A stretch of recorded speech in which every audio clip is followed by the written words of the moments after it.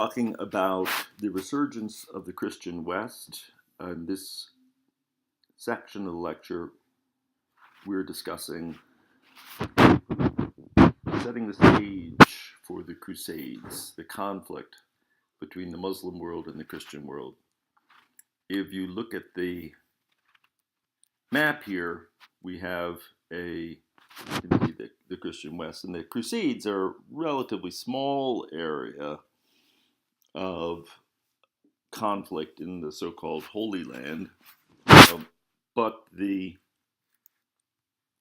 conflict between the two religious worlds, if you will, begins earlier, much earlier, before the Crusades per se actually get started. We can even look back to the conflict with the Seljuk Turks, a Turkic tribe.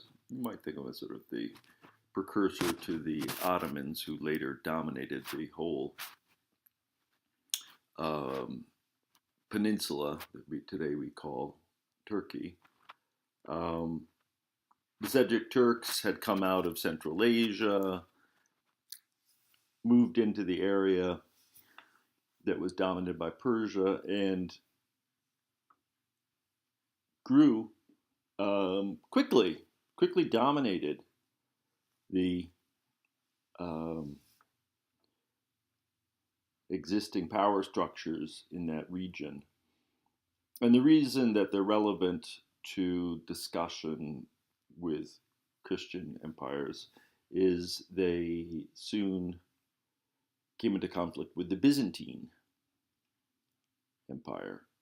1071, we have a decisive defeat mentioned in your textbook, Manzikert, where the Byzantine army was devastated, largely destroyed.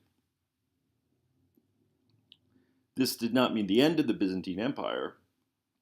It did represent a weakening. And you have, after that battle, the Battle of Manzikert, you have a internal struggle that develops within the Byzantine Empire. Within the nobles start more openly vying for power. On the other side of the Mediterranean, we have the Christians and the Muslims clashing in the Iberian Peninsula. As you can see from this map here, you see that the peninsula is dominated by the Caliphate of Cordoba. The Christians are basically the remainder of the barbarian tribes that had sacked Rome and then retreated to the provinces, so to speak. And so you have the Visigoths ending up in Spain, and let's just say not a particularly high level of civilization there.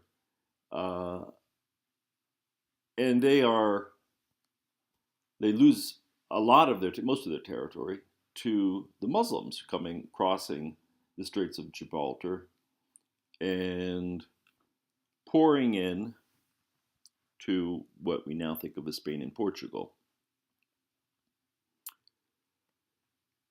For the Muslims, this is territory they referred to Al-Andalus.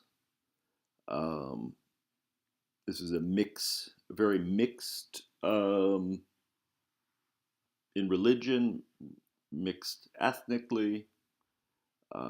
You see this reflected in the current ethnic makeup of Spain. There's a real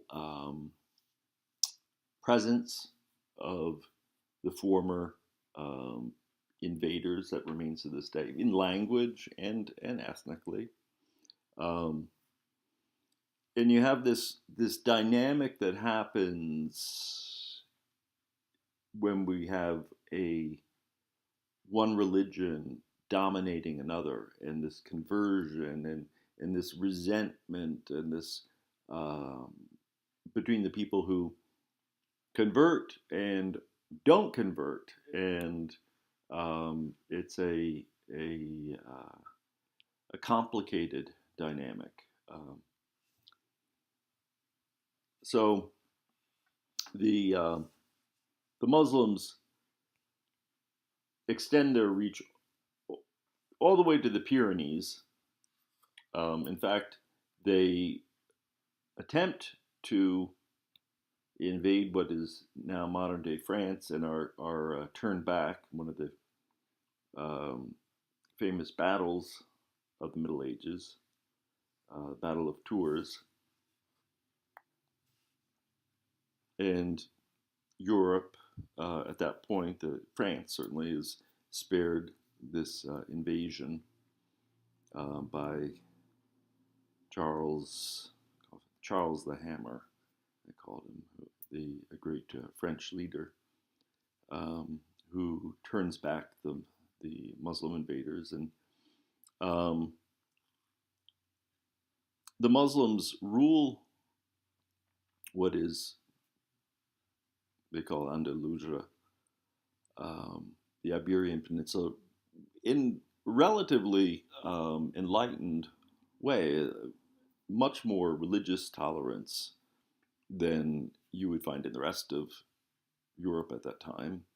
Very high regard for learning, uh, a high level of commercial enterprise.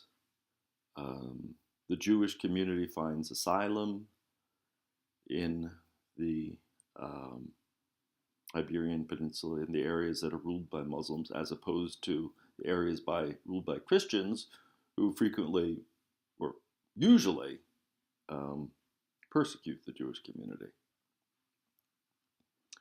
Beginning about the 11th century, we begin to have what is called the Reconquista. And this is a slow struggle to take back the peninsula from the Muslims. That is, the Christians are attempting to enlarge their territory step by step. And this is one of the reasons this is relevant to the Crusades. This is sort of a precursor to the Crusades, in the sense that, for one thing, we have the Pope giving his official stamp of approval on war to take back this territory from the Muslims. You also have this environment, heavy use of mercenaries on both sides. So this idea of all Christians on one team and all Muslims on the other is not really accurate. There's a mixture. It's not like these are monolithic forces. And also another element where this is relevant to the later Crusades is it's a real learning experience. We think of war is awful, right?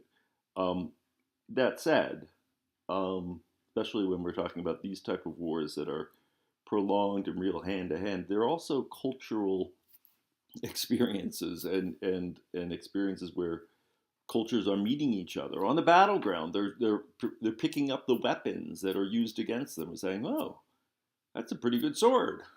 How do they make that sword?" You know. So we have a sharing of technology that happens in this process. This map gives you the broad you know outline of how the peninsula was taken back, and you can see that by roughly 12 1300 we have most of the Iberian Peninsula is taken back from the Muslims, and this the final control of what we call Spain is taken in 1492. Finally, the last holdout on the peninsula is taken. Granada is taken, um, and that's when we have after 1492. Of course, that is when this final conquest allows the rulers of Spain to feel confident enough to back this cockeyed scheme of Christopher Columbus to sail around and get to get to India by sailing west. So it's all tied together. So